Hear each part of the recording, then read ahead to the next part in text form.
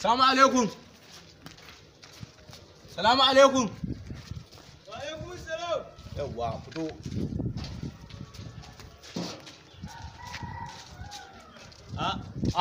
Abatiyo. Wallahi ni Abatiyo. Daman kana nan? Wallahi ina nan. Na gaya ma wallahi Allah ina daki wita ranan nan a ce sauro ya damu mutum. Kai ai sauran zamani kenan shi ma da takura kai mutane. Allah.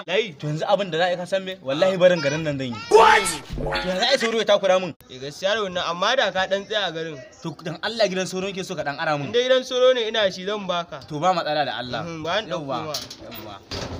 Sauro zai takura mutum kai. Ha ba abun ai da abun mamaki. A ce da ranan nan a ce sauro ya takura mutum.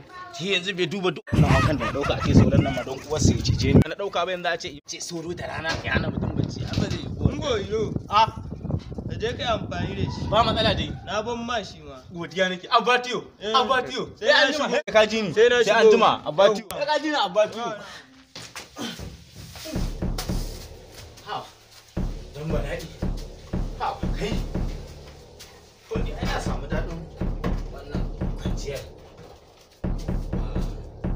Na san yanzu wannan tarkon ya gama haduwa duk wata haduwa an yi. Yanzu ku dai ga gidanku ga gidana. Ku yau dole sai kun kama ga gidanku ga nawa shi bacci.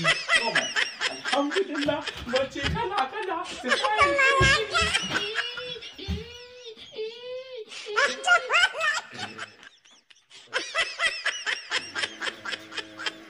Hey, hey, hey, hey. Eh ana kai haka. Akai. Kai na ganka tare kuma gidan sauran daban. To wannan ba gidansu ya ɗora musu ba ni ma na kwanta a nan gun.